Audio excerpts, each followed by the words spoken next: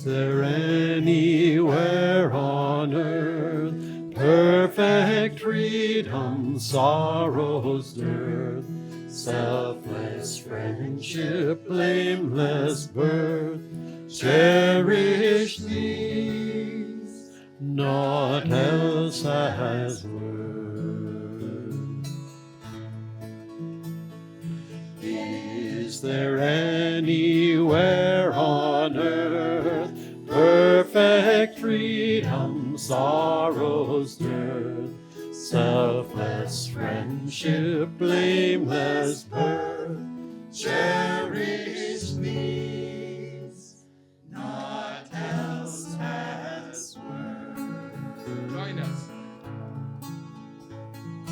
Is there anywhere on earth perfect freedom, sorrow's dearth, selfless friendship, blameless birth, cherish these, naught else has worth.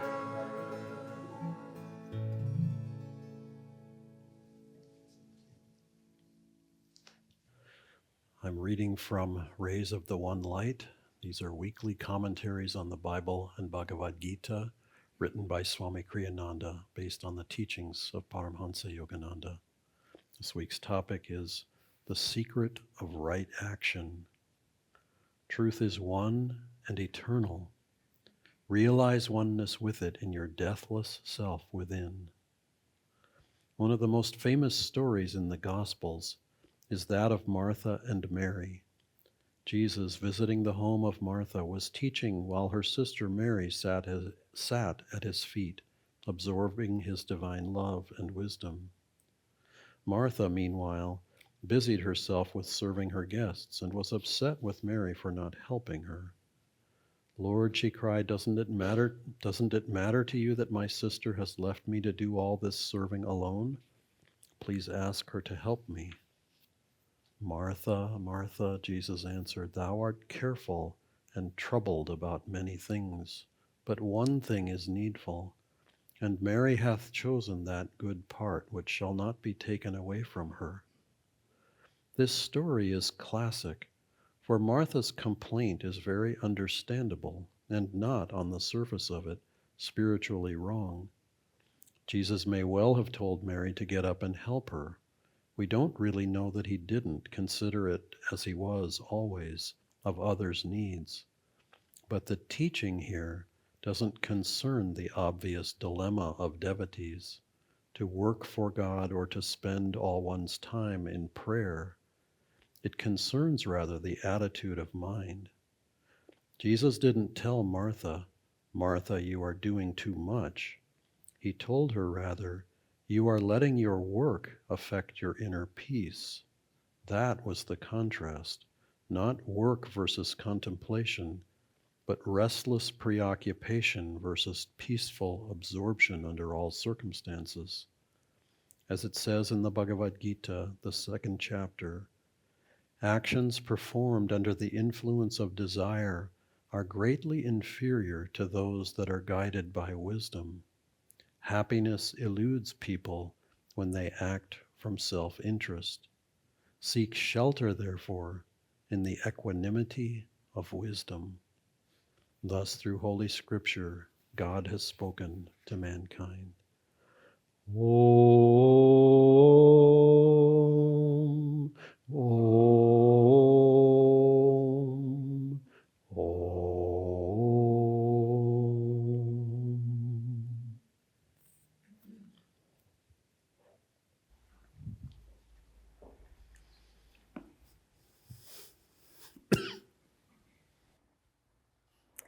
Again, happy Mother's Day to all those moms out there, and to all of us, happy Divine Mother's Day.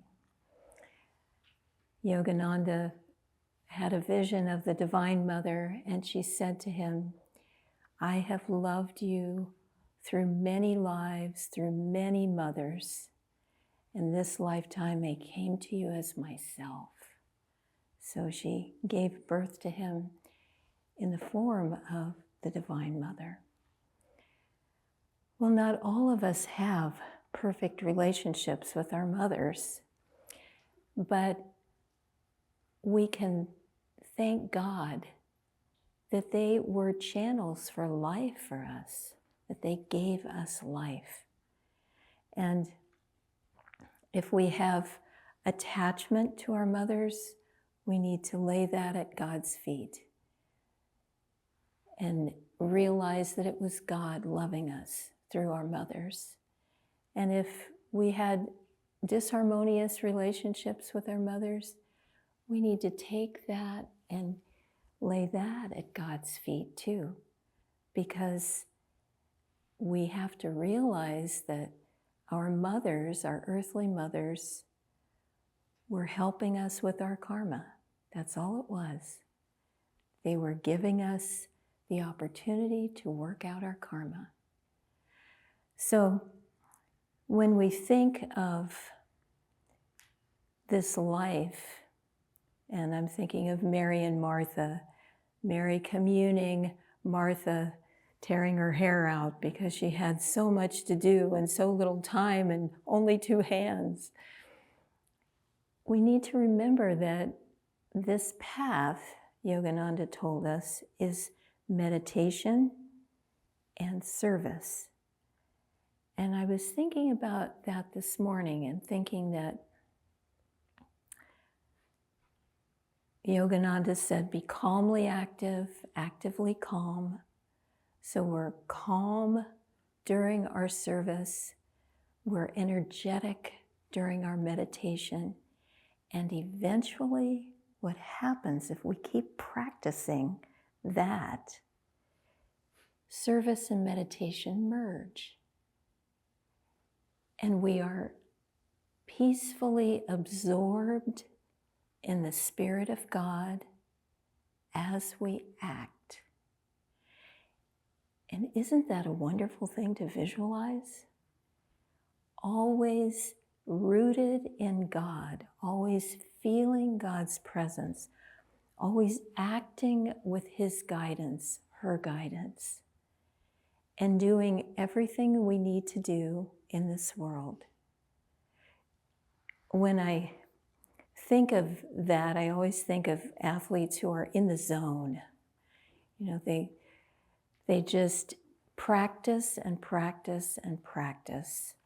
And when that moment of opportunity comes, when they can hit the 3-point shot from all the way down at the other end of the field, they can do it because they're just in that zone of feeling the flow of God. They may not think of it as God, but it's that flow of energy coming through them. And that's the way to live in this world in joy and in peace. And I don't know about you, but I sometimes despair of the war here and there and all across the globe. There's so many disharmonious and painful and horrible experiences happening.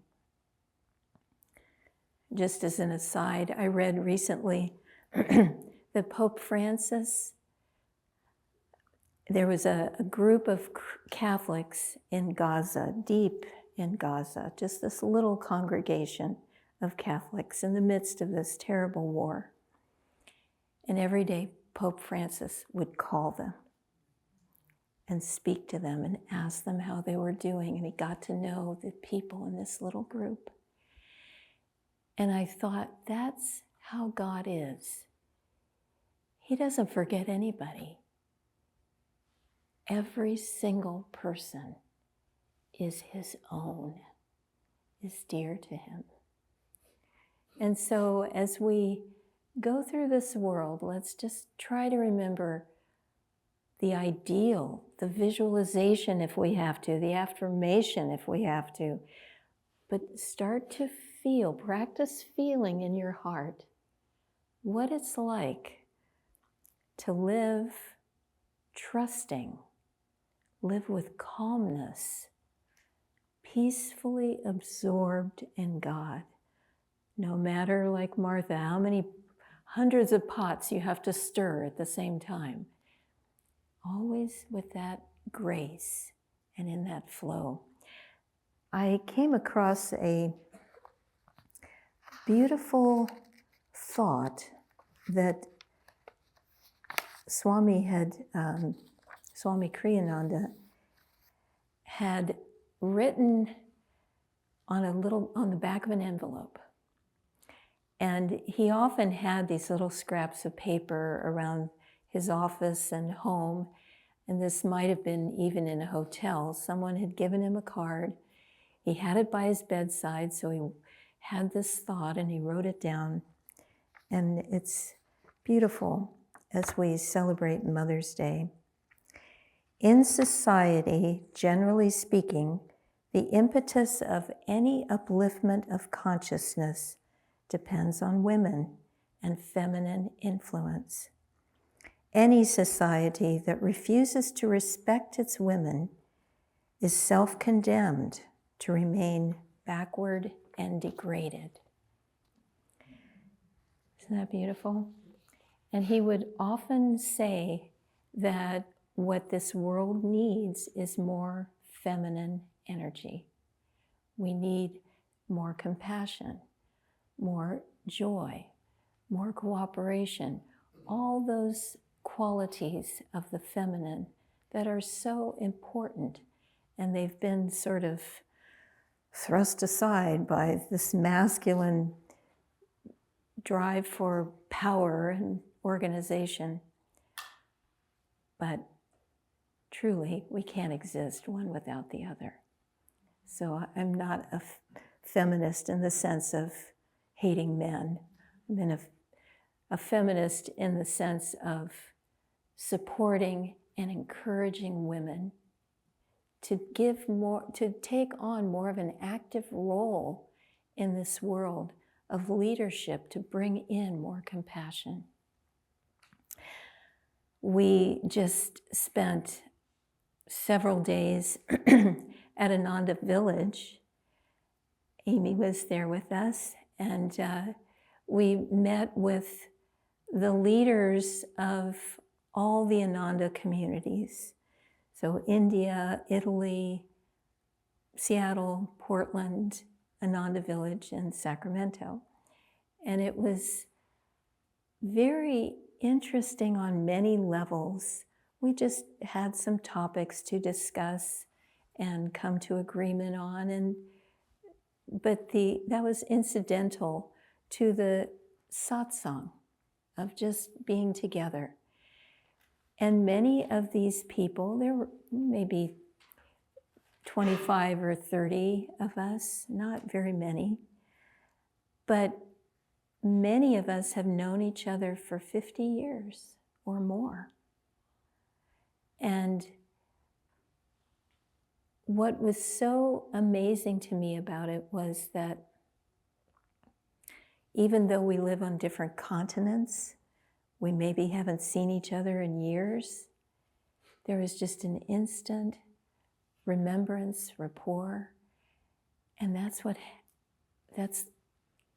one of the secret beauties of Ananda, is that you get to know other devotees for a long time. And you get to see how they deal with adversity, with tragedy, with health issues, with family, with all these aspects of life. And you get to watch what really works well and what really doesn't work well. And you get to appreciate these teachings and see how they actually work in life. There was, so we spent 3 days with them in Ananda village, and then one day, a day and a half at the Forest Hermitage with several of them who came to see the Forest Hermitage. That they'd never seen it before. And one of the ladies was a friend from 50 years ago. In fact, she was my very first Ananda friend when I first came. And she told us a story about, she lives in Italy. She's been the leader there for decades. And the way Ananda Europa started was renting a small little property outside of Assisi called Il Refugio, the refuge. And everybody lived there, and slowly it was opened up to guests, and they rented other properties, and on and on and on. Now they own, now they rent many, many properties, and little by little they bought some of those properties. And so from this little nucleus, they expanded and expanded more and more. And there was one piece of property right in the middle of everything they really wanted to buy. And they had right of first refusal to buy this property, but the owner just bypassed them and sold it to somebody else, sold it right out from under them. And they were like, why did you do this? We need that property. We want that property. But there was nothing they could do. And they felt so badly that, oh my gosh, it's right in the middle and we can't get this. A couple of years went by, and the person who had bought this property couldn't make the payments on it. And he had done all this work. He put up all the fences for the pastures. He'd put up buildings. He'd done all this stuff. And then he wanted to sell it. So we were there, and we bought the property. This is how God works. And if we think, oh no, this is tragic, this will never work out, this is horrible, that's not the way to feel. Your own will surely come to you, Yogananda said. Trust. Have faith that God is watching out for us. And the more that we live in that consciousness, whenever I go shopping, which isn't very often anymore, but I always take Divine Mother with me because I feel like mothers love to buy clothes for their children. So in everything you do, not just shopping, but everything you do, take Divine Mother along. When you're in a conversation with someone, mentally ask, what should I say? How can I comfort this person? How can I encourage them? Have that consciousness always of working in tandem with the Divine Mother. And life becomes a joy.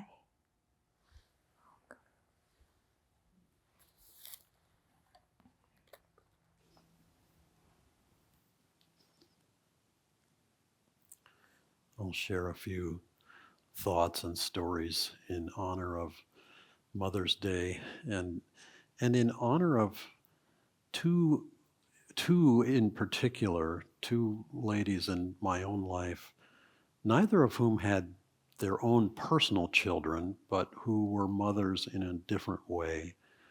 And the first one, and to this day we keep up her picture in our home in a prominent place, Swami Seva.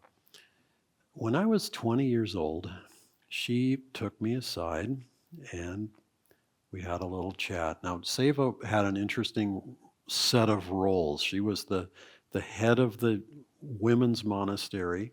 She was also pretty much in charge of the community at the time. She was pretty much the community manager. She had others around her, but she was the one in charge. And so having Seva want to see you could mean a number of things. It could mean you were getting called into the principal's office. It could mean, whatever. And I was, as I say, I was 20 years old, and I looked up to Seva. I looked way up to Seva. And so she sat me down, and I had been there. I was just about a year, kind of my 1 year anniversary at Ananda. And she said, I think you should go to the rice harvest. I think you should put out some energy to earn some money. And this was September of 1980. And, you know, I had acquired enough skill in construction work, carpentry work, and I had kind of done the math to figure out that in the life of Ananda, carpenters are always busy. Always. There is no such thing as not having work. There may be issues around paid work, but there are no issues about not having work. So I kind of had that in my mind. You know, I was getting along. I had maybe $200 in my back pocket, and that was my life savings, but I was getting along okay. I mean, my expenses were minimal, but Seva said it, and it was, sir, yes, ma'am. Okay, you want me to go to the rice harvest, put out the energy, earn some money? The rice harvest, for those who don't know, in that era, this was a great personal fundraising effort mechanism, because when you went to the rice harvest, you worked 12 hours per day, 7 days per week, and for like 6 or 7 weeks. The payment was modest, but when you work that many hours, it really adds up. And when you work that many hours, you don't have a chance to spend it on very much else except getting there and getting home and a little bit of food. And so I faithfully went to the rice harvest with about 12 or 13 or 14 other guys. We all went down to Oroville. We rented a 2-bedroom apartment, if you can visualize the the density of humanity in that place, the lack of furniture, shall we say. We all were 4 or 5 of us lined up sleeping on sleeping bags on the floor in one room. And I think we made one room a temple. So, I mean, we were really packed in. I mean, you know, lined up in the living room. Anyway, I could not get on at the rice harvest. I tried. And we tried various other schemes. We tried picking plums, which was, oh my God, that was a disaster.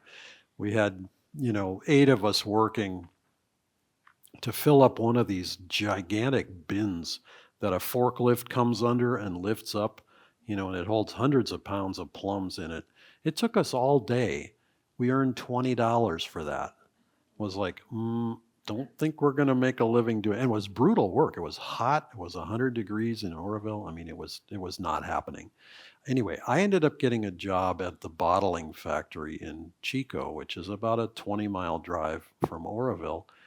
And, but I had a full-time job, and I went there every day for my work and, did the work. Eventually, another friend joined me over there, so there were 2 of us, so we could at least have some little satsang, some little connection together. I can't say that I felt any great affinity for the work or for the people that I was around. The consciousness was not, shall we say, real elevated, but I was doing what I could do, what I could find to do, etc. So I came back from that trip after the rice harvest ended and we all packed up and we all came back to Ananda. I came back to Ananda $150 poorer than I went. And if you just took a snapshot of that moment, of those weeks, the 7, however many weeks it was, you could say, oh, gosh, that was kind of a disaster, wasn't it? But here's the interesting thing. Immediately upon getting back, I had work that paid better than it had paid before in construction, and I launched into that in November and December. This was not to be taken for granted, because once the rains kick in, it can be difficult to have indoor work. And this was indoor work. The point was, she was seeing that I was like a large bird in the nest that energetically needed feeding. And it was like, kiddo, you're big enough. Boom! Get out of the nest and fly, flap your wings and make it happen. She was perfectly right. Move the energy. Make it happen. That was the message. And I did. And it didn't work. You could say that it didn't work out in that moment, but in the grand scheme, it very much worked out. This is part of the role of the mother. The mothering energy is to nurture and motivate and help move the energy.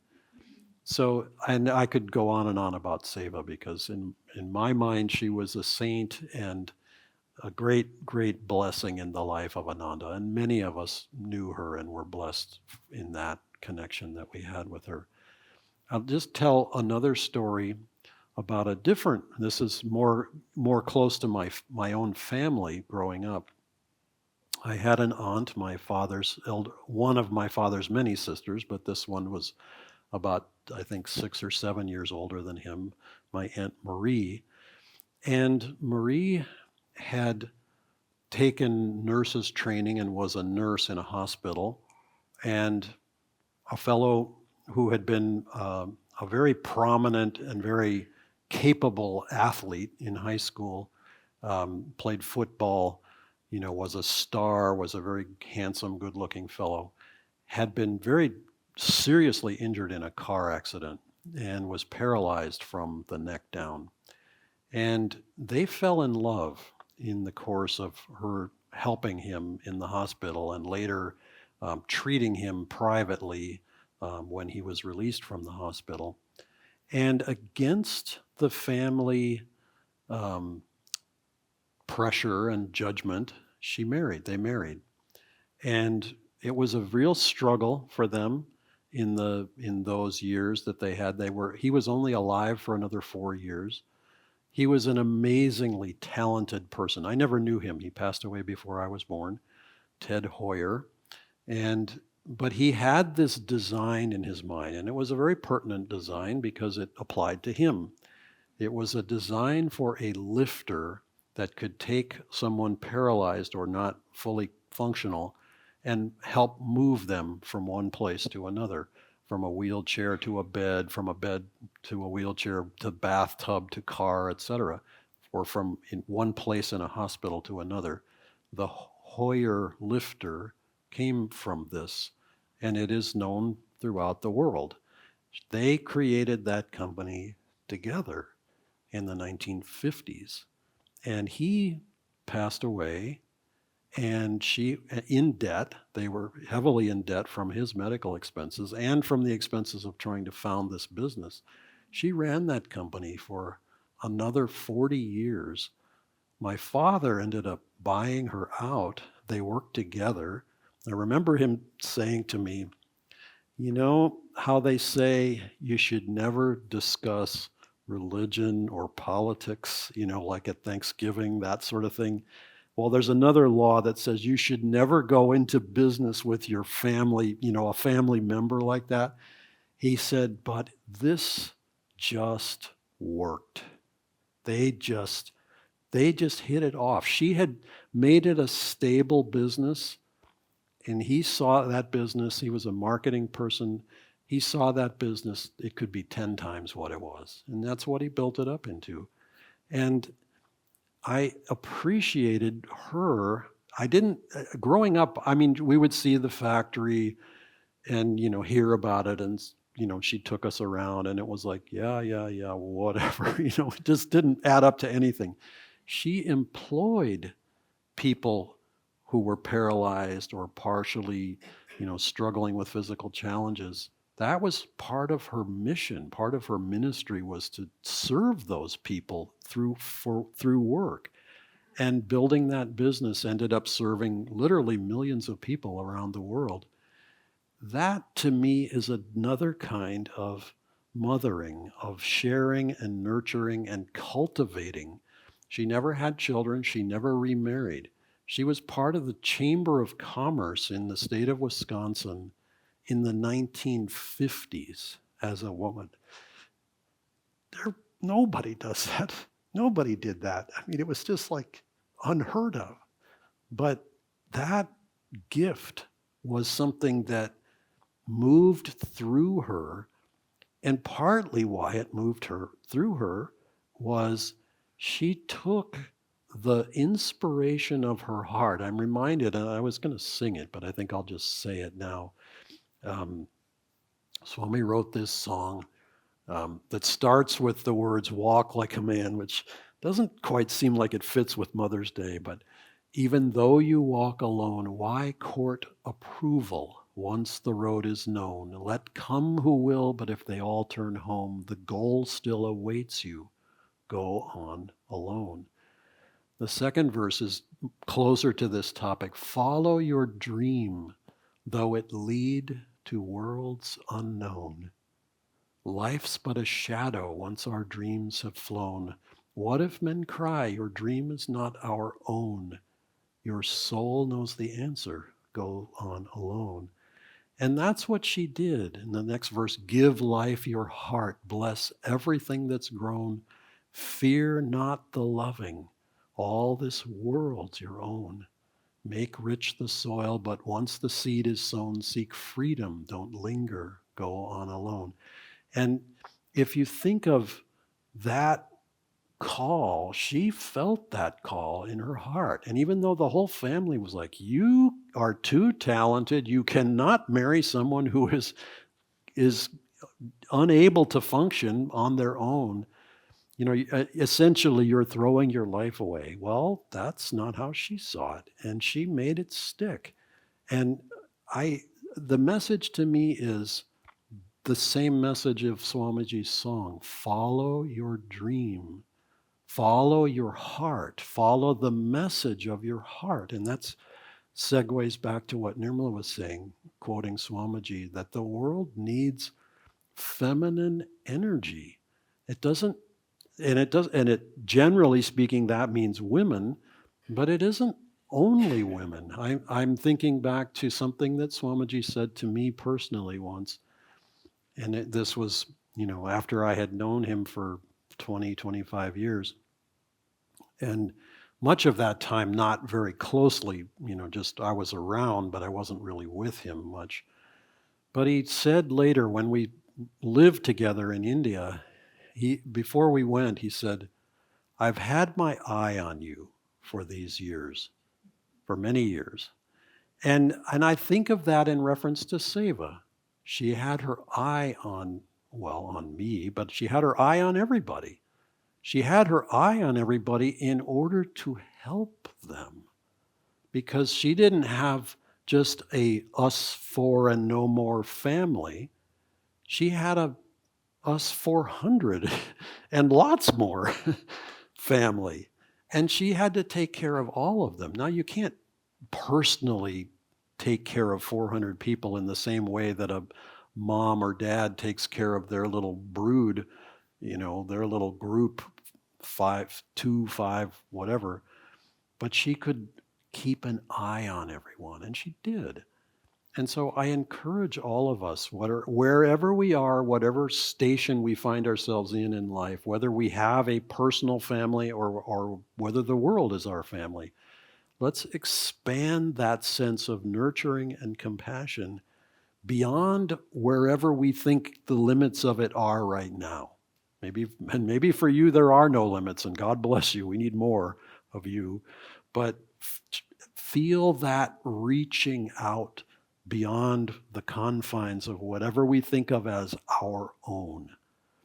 And the world will be blessed, and more importantly, we will all be blessed in that expansiveness and in that channeling of the grace and blessing of the Divine Mother.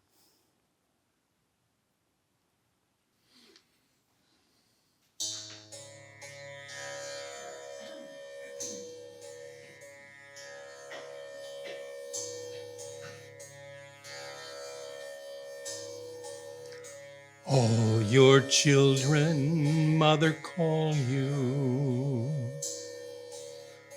knowing not it's you they call. Some through mist of their unknowing, bruised and hurting when they fall. Turn away, but who could leave you? You, the mother of us all.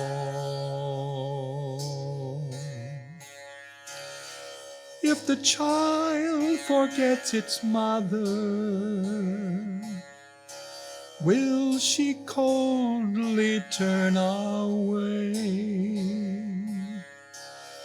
Wise or foolish, we're your children.